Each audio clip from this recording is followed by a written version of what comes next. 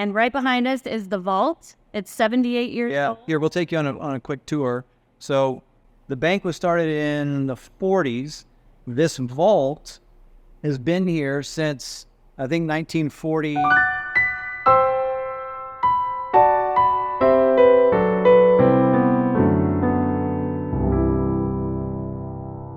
Hey everybody, thank you so much for joining us. Kyle and I are excited to have Jay and Stacy Cornelius with First Mountain Tasting Room. How are you guys? Fantastic. It's a beautiful day. Beautiful day in Jasper. Yeah, we're looking out over the mountains. You can't see this because it's on the other side of the camera, but we've got a big bay window that looks out over the mountains and downtown and Main Street, and it's a great place to be.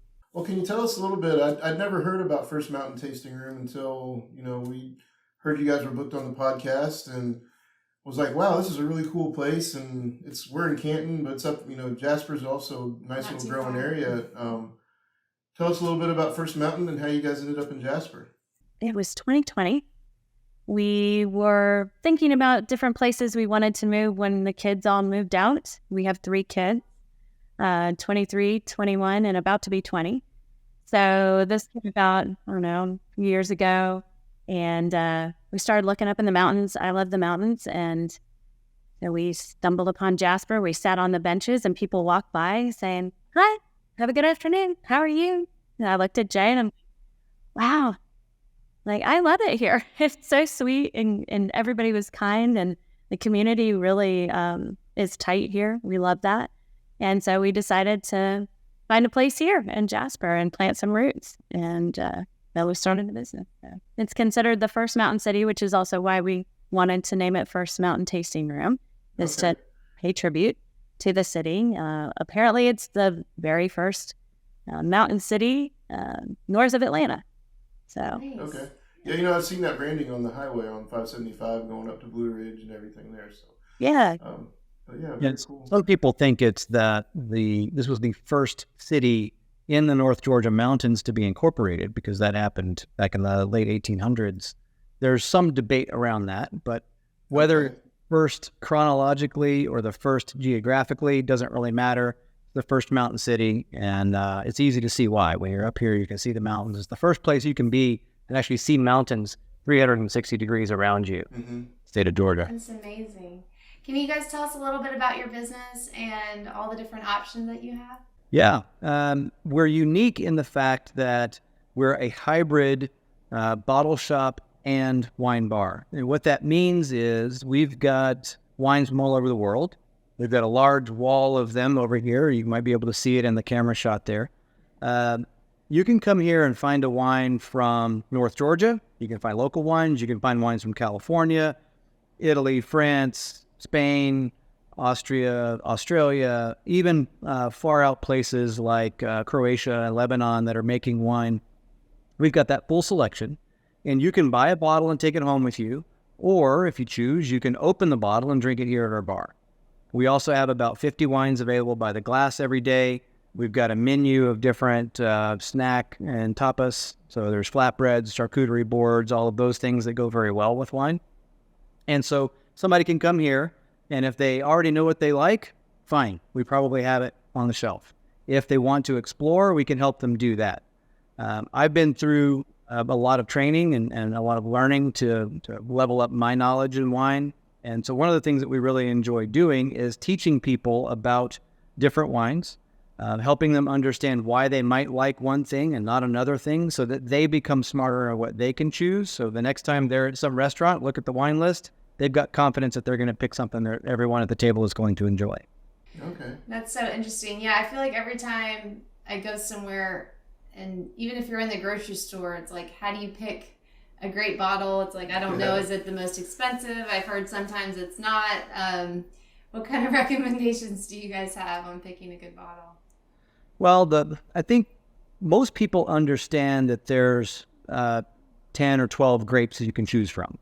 And what they don't understand is that there's over 10,000 different grapes that make wine throughout the world.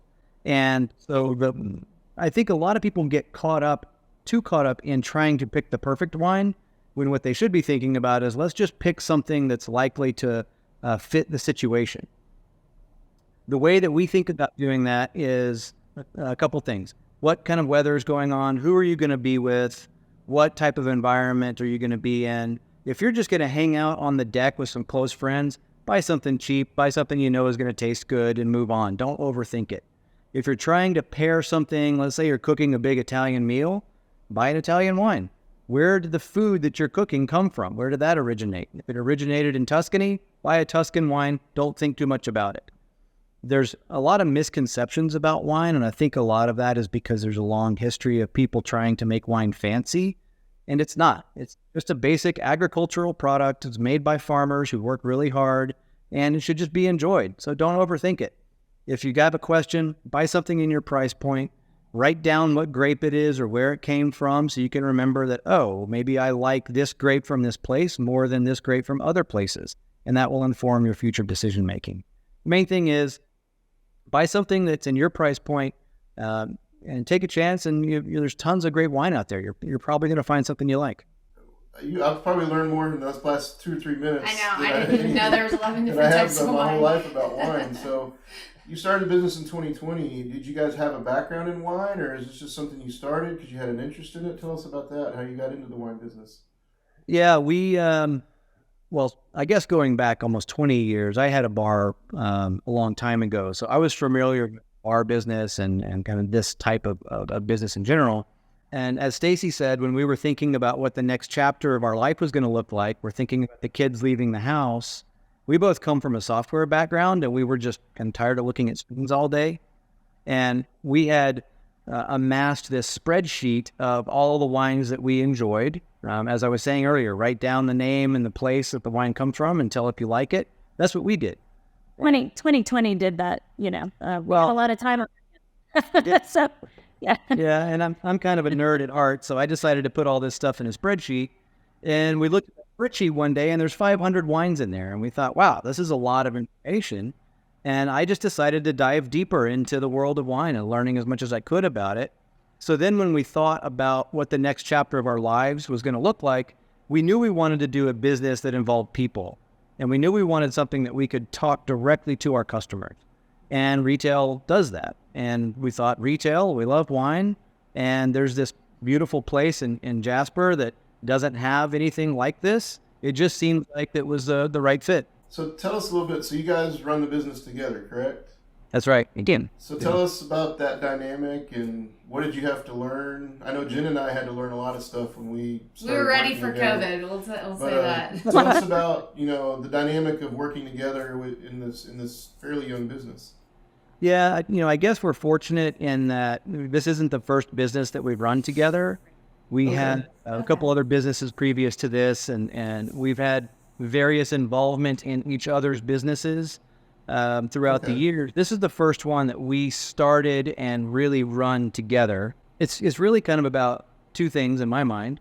One is over communicate, and two is be clear on how you're going to divide up tasks. And we talked about this in our home. She is decor and hospitality. I am technology and maintenance. And so when it comes to anything that's got to do with changing a ceiling fan or updating the Wi-Fi, that's my department. If there's anything involved with the furniture, the decorations, like how we, what we're cooking for dinner for guests and all those kind of things, that's her department.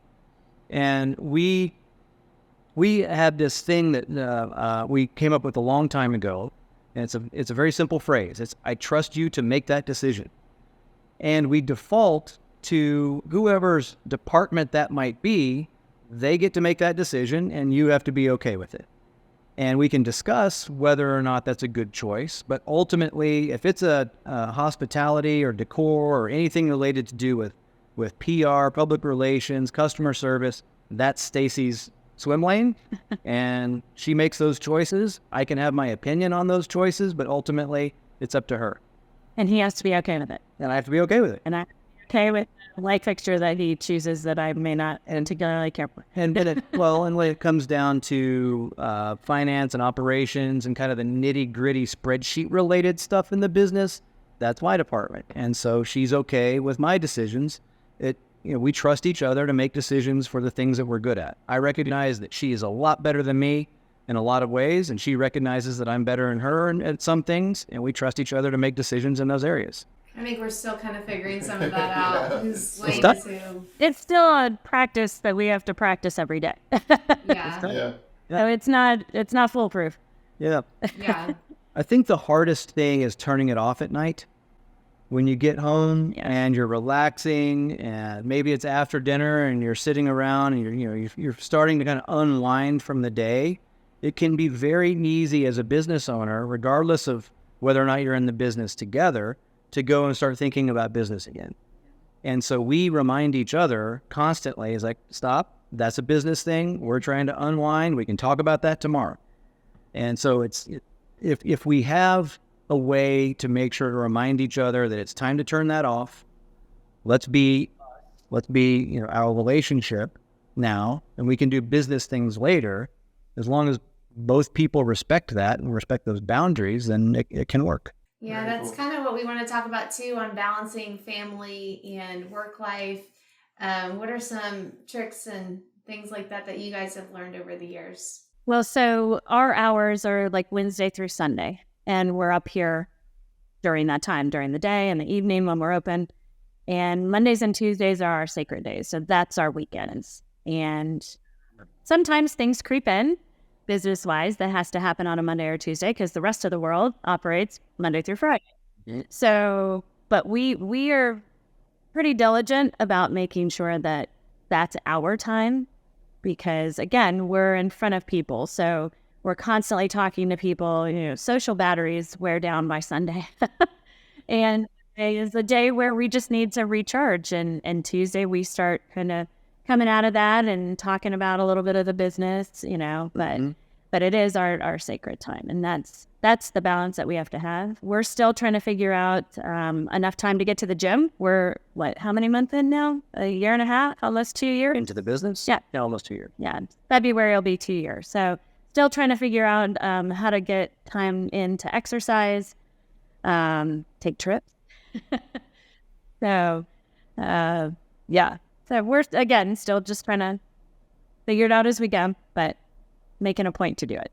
Yeah, I think that's one thing that's key for us is just trying to set aside that time and even just like you said, shut it off because our business is 24/7 and luckily we can kind of manage it from remotely. But yeah, it's still hard to find time when even if you're connected to the phone when you're on vacation. We've even had, I think our most recent vacation. Everything happens on Yeah, everything happens when you're on vacation, or everything happens when you're trying to be out of the office. So we had, things just pop up, and you gotta deal with it right then. Even if you're like, for example, for me, I'm standing at the edge of the Grand Canyon and dealing with a crisis that happened. That happened back in July. So, yeah, those things pop up. So Yeah, and another thing that I've learned in previous businesses and that we are applying here is you have to have a good team to handle the tasks that are just the day-to-day things, so you can focus on the bigger picture and make time for yourself.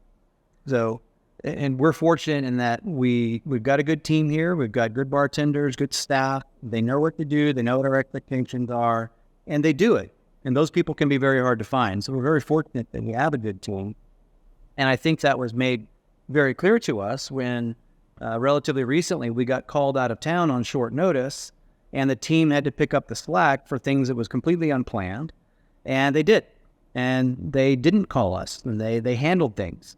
They may not have handled it exactly the way that we would have handled it if we would have been here, but it got done totally within our expectations.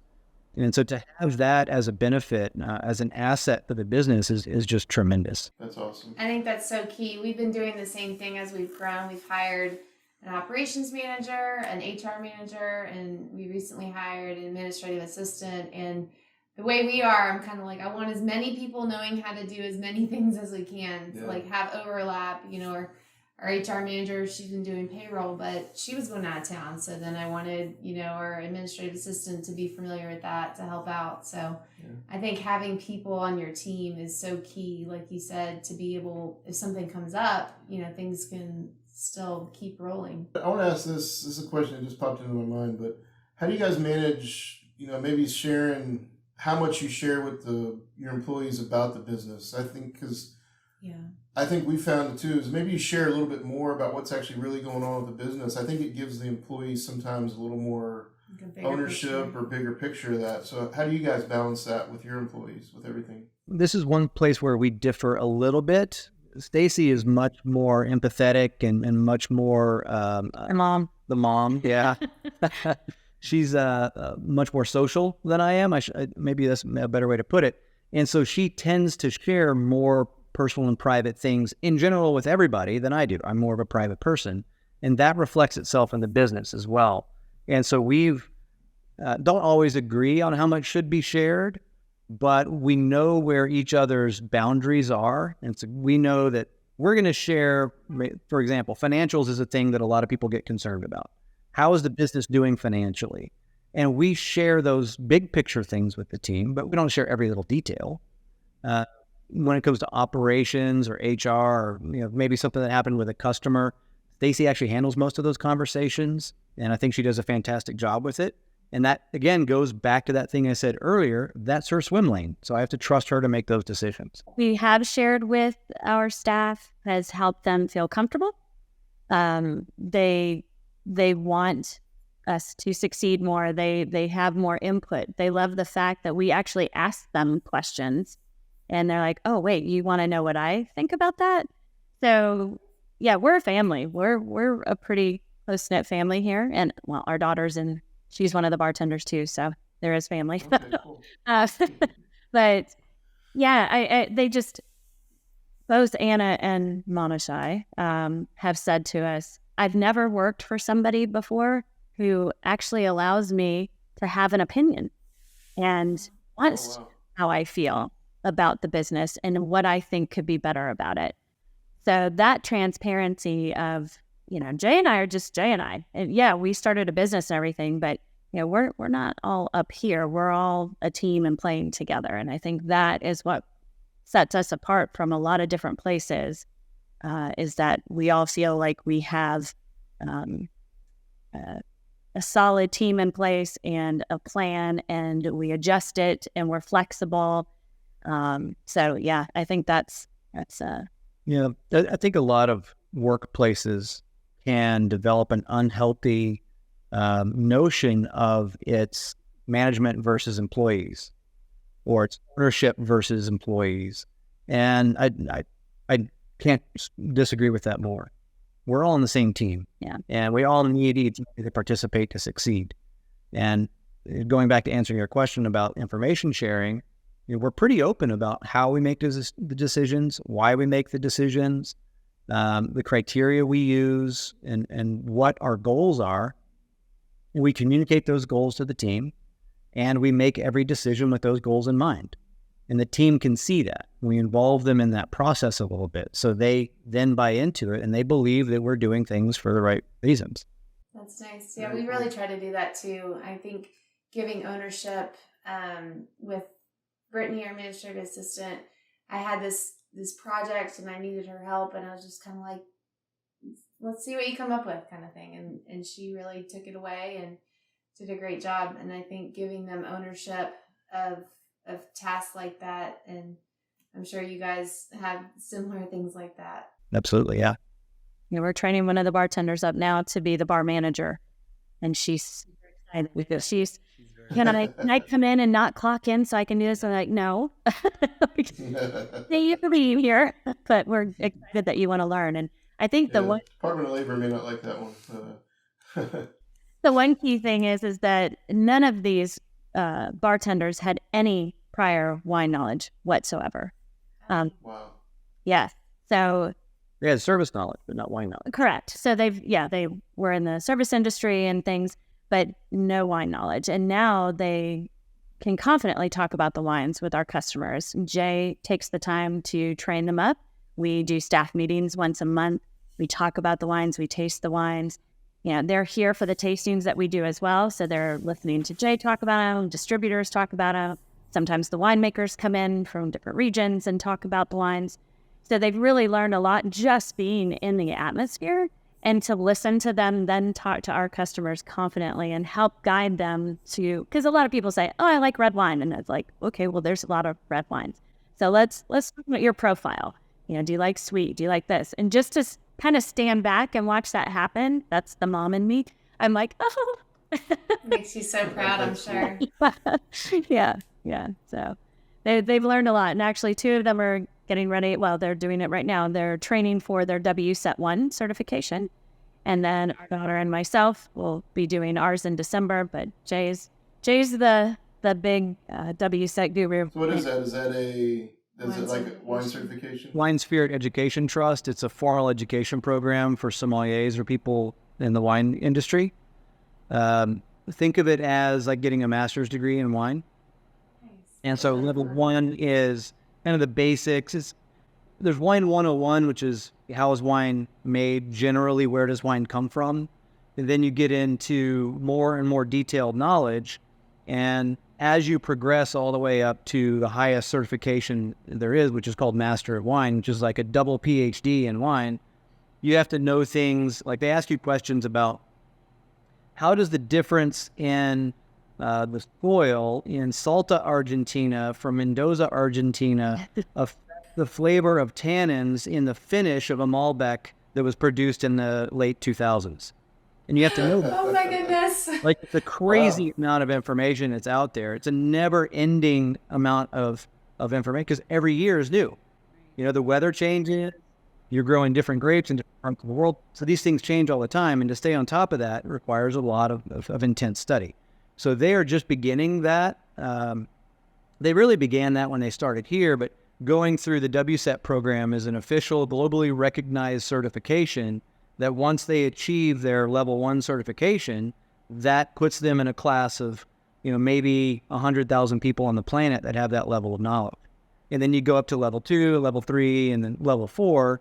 At level 4, you've achieved what they call the diploma, which is like a master's degree in wine. And then you can elect to pursue your Master of Wine certification, which takes an additional 4 to 5 years of study. And you have to defend a dissertation in front of other Masters of Wines. It's a lot of work. Oh my goodness. That's crazy. Well, that's still really cool. I can see why people would want to work. You're investing in them. They get to drink wine, to learn about it, and that's be a fun place to work. So I wanted to ask a little bit too about the market, and did you guys have to do when you opened up shop and you started doing tastings and selling? Did you have to do is there a lot of marketing involved, especially being in Jasper, kind of a little bit out there? Just how did you guys get your business established and get the word out about First Mountain? She's the marketing lady. Really, the first thing that was important to us was to get plugged into our community. So the Chamber of Commerce, Rotary, things like that. So meeting people, talking to people about it, getting involved was key. Next part of that would be, I would say, the social media part. We realized that Facebook is very, very popular up here. It's an older community. It's so more of a retirement type community up here towards the mountains. So they love Facebook. And the younger folks who live here, their 30s and 40s, they're more Instagram. So learning how to maneuver all of those platforms and postings and reels and stories and things like that was key to building our business. Facebook grew a lot faster. Obviously, people were sharing a lot more things. And then it was just a little bit of advertising, local paper, things like that, just kind of getting our name out. And then it was really word of mouth. So now that we've been in business for 1.5 years, I've joined several other organizations that have also helped and promote us. We just got done doing a big wine festival in Big Canoe, which was, greatly attended, and we got lots of feedback that was wonderful, and so we're excited. We've been invited to do it again next year, and kind of just word of mouth, and by that word of mouth, our locals here have been a huge support. Almost 2 years now in business. What are your plans for First Mountain? Are there plans to, you staying just going to grow this business here? Do you want to expand? What are you looking at doing? Well, we definitely want to stay on Main Street in Jasper. It's a fantastic community. We love it here, and we'd like to see this business grow and really help create, a thriving downtown for Jasper. We've also been approached by a number of people about opening locations in other places. So we're considering franchising or considering investing in those other locations to create, a couple more spots people can go. And that's a few in Georgia and some in North Carolina. We're also always expanding our wine club. We've got people who are members. They live all over the state. There's even some members who live out of state. Every month they get 3 bottles of wine, and we select those.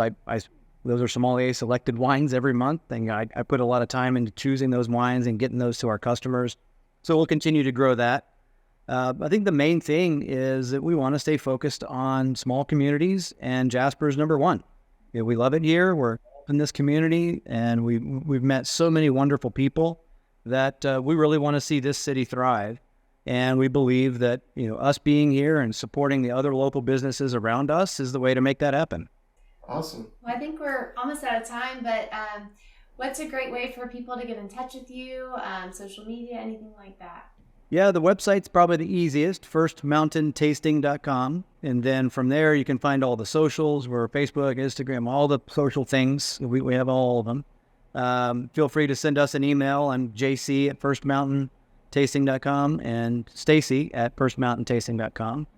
Come see us on Main Street, Jasper. We're right downtown on Main Street, right across from the courthouse. If you get to Main Street, Jasper, you'll find us within 90 seconds. You won't have any problem finding us. The big blue building right across from the courthouse. And one cool fact, we're in the old Jasper Bank, and right behind us is the vault. It's 78 years old. Here, we'll take you on a quick tour. So the bank was started in the 40s. This vault has been here since, I think, 1947, I believe it was. It's 70-something years old. Wow, that's cool. You can see, we've got pictures of, a lot of our guests who come in. These are all regulars, people that love us. And you can see how thick these vault walls are. This is 22 inches. Goodness. So inside there is where we have all of our high-value wines and rare wines. So you can see that we've got cigars, we've got wines. This is all California. And then we have Italy. We get into France over here, and this is more France. And then we get into Australia, Argentina. So we've got wines from all over. And if we go back outside here, then you can see. Tell me you lock the vault at night. That would be so cool. This is the major part of the wine selection. So we've got wines from all over the world, and then right here, we've got our selection of local wines. This is all the stuff from North Georgia, and then. We turn around here, we've got a little seating area where you can get comfortable with some friends, open a bottle of wine, and have a great conversation. Awesome. I got to ask, have you tasted all the wines that you have in? Every wine that comes into this shop is personally tasted and selected by me. So yes, I've tasted every single one of them. And if you're not a big wine person, we do have local craft beers on tap too. That's right. So we support the local. Cool. All right. Any other events you have coming up that you want to talk about? We've got tastings that happen all the time. All the events are always posted on the website. We talk about them on social media. We typically do 1 or 2 tastings. Sometimes it's a couple a week. We always do tastings on weekends. We have a dinner that we do the last Thursday of every month where we have a 5-course dinner with 5 wines that's paired. We've always got specials going on, especially around the holidays. We've got things for Thanksgiving, Christmas. Come get gift baskets. There's never a bad time to come by. We've always got something going on. All right. Well, very cool. Well, Stacy and Jay, thank you so much for being on the show this week. We learned a lot about wine, learned about how you're growing, and learned about how you two are managing this business together in marriage. So thank you for being on the show. And all of our guests, if you like what you heard, please like and subscribe. See you on the next